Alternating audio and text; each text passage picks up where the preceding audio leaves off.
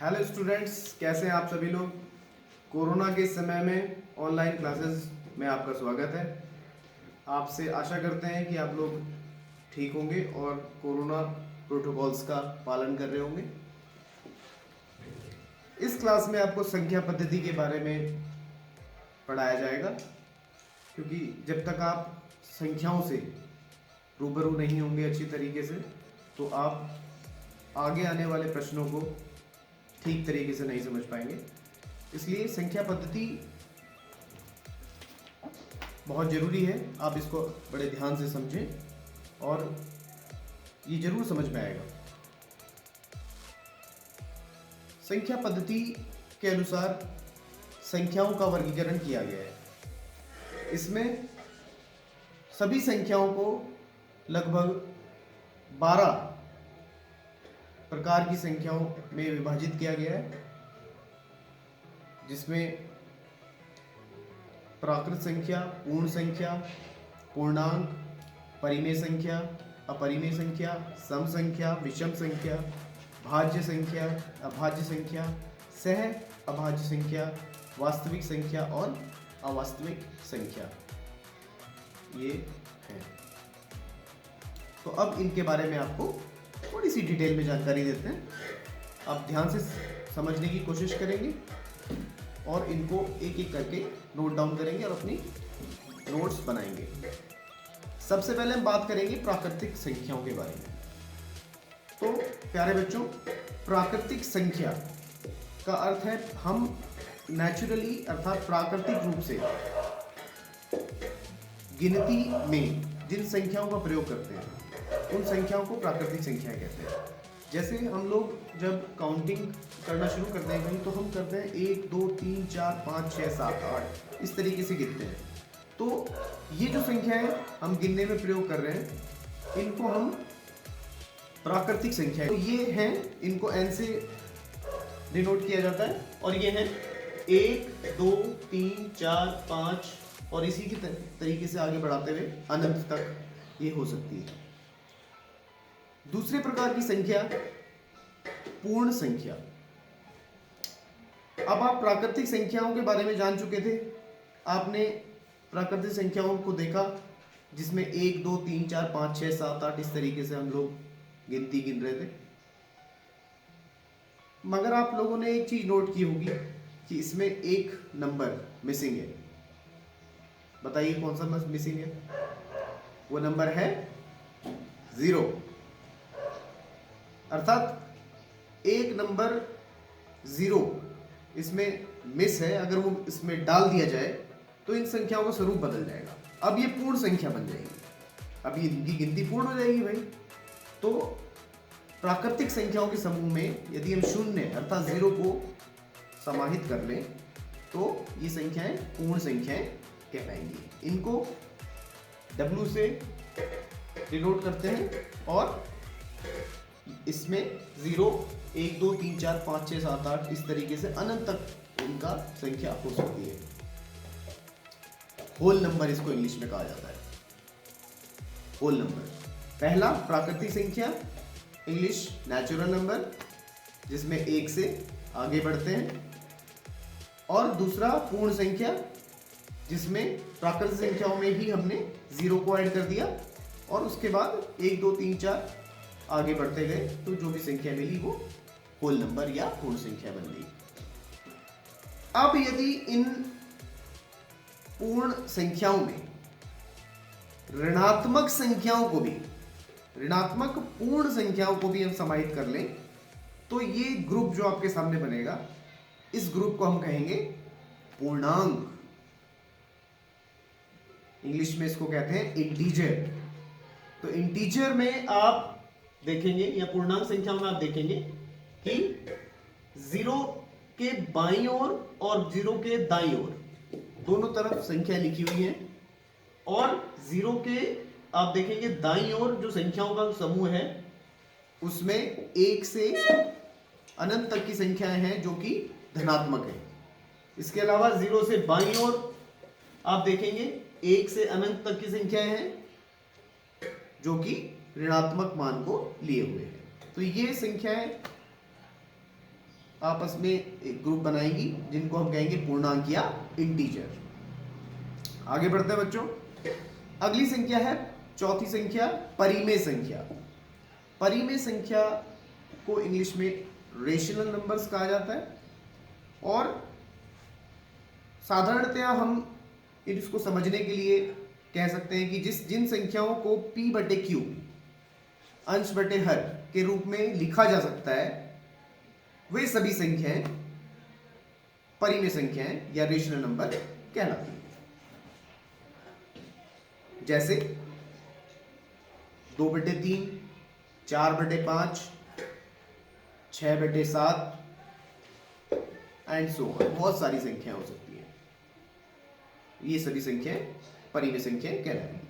परंतु इसमें एक चीज का हमें ध्यान रखना होगा कि p बटे q के रूप में जब हम किसी संख्या को लिखते हैं तो q कभी 0 नहीं होना चाहिए। q is not equal to 0। तो ये जो एक ग्रुप बनेगा संख्याओं का, इसको हम कहेंगे परिमेय संख्याएं। अब q 0 क्यों नहीं होना चाहिए? मन में वो सवाल उठना चाहिए, q 0 क्यों नहीं उठना चाहिए? q 0 इसलिए नहीं होना चाहिए क्योंकि यदि किसी संख्या के हर में q, जिसको हम हर में लिख रहे हैं, वो अगर 0 हो जाएगा तो वो संख्या क्या हो जाएगी? वो संख्या अनंत हो जाएगी और उसका मान अनंत हो जाएगा। तो इसलिए हम q को 0 नहीं लेंगे। तो p बटे q के रूप में लिखी जा सकने वाली संख्या को हम कहेंगे परिमेय संख्याएं या फिर रेशनल नंबर्स। आगे बढ़ते हैं। अपरिमेय संख्याएं। अपरिमेय संख्याओं को हम p बटे q के रूप में नहीं लिख सकते। साधारणतः एक ऐसी संख्या होती हैं जो वर्गमूल जिन संख्याओं का निकालना होता है और उनका वर्गमूल पूरा पूरा नहीं निकल पाता, जैसे √3, √5, √7, √11, 13।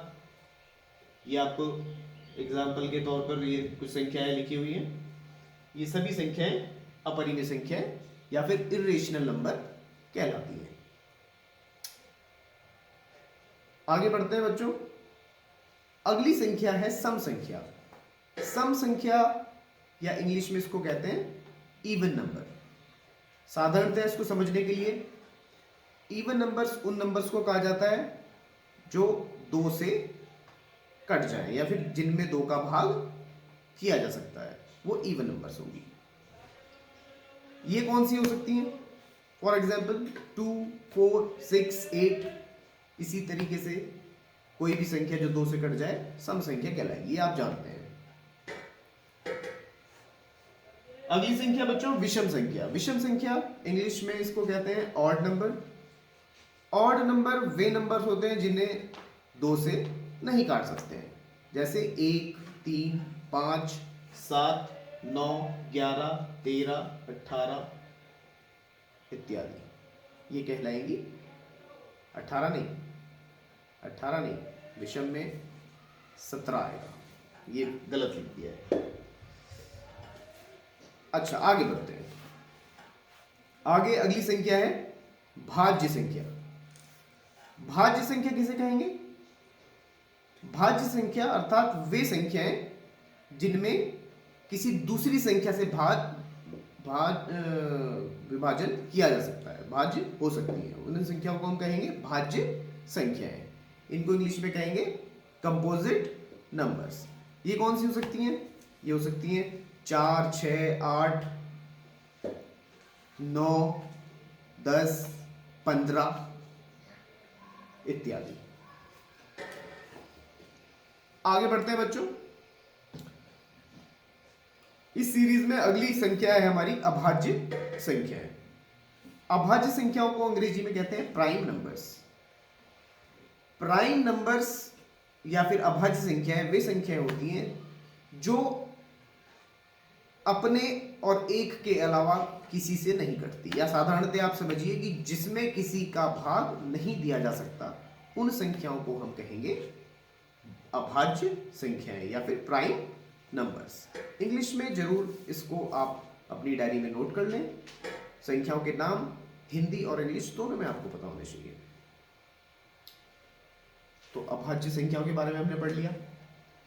अब एक प्रश्न यहां पर मैं आपसे पूछना चाहता हूं कि दो कैसी संख्या है? क्या दो भाज्य संख्या है या अभाज्य संख्या है? तो इसका उत्तर होगा बच्चों, दो अभाज्य संख्या है, प्राइम नंबर है। और इकलौती ऐसी भाज्य या प्राइम संख्या है जो कि सम संख्या है। ये आपसे किसी कंपटीशन में, एग्जाम में पूछा जा सकता है। इसको आप अलग से नोट कर ले तो और अच्छा, हाईलाइट कर ले, हाईलाइटर आता है मार्केट में, उससे ले लें और उसको हाईलाइट कर लें। आगे बढ़ते हैं। सह अभाज्य संख्याएं। सह अभाज्य संख्याएं, इसको इंग्लिश में कहते हैं को प्राइम नंबर्स। को प्राइम नंबर्स कौन से नंबर्स होते हैं? वे दो नंबर्स का जोड़ा जो अपने अलावा किसी और से ना कटे, अर्थात वे ऐसे नंबर्स जो किसी भी संख्या से ना घटे। या फिर आप एक तरीके से और समझ सकते हैं कि जिन दो संख्याओं का HCF यानी कि हाईएस्ट कॉमन फैक्टर, महत्तम समापवर्तक, वो एक आए, वो दो नंबर्स क्या कहलाएंगे? सह अभाज्य संख्याएं। तो ये होंगे,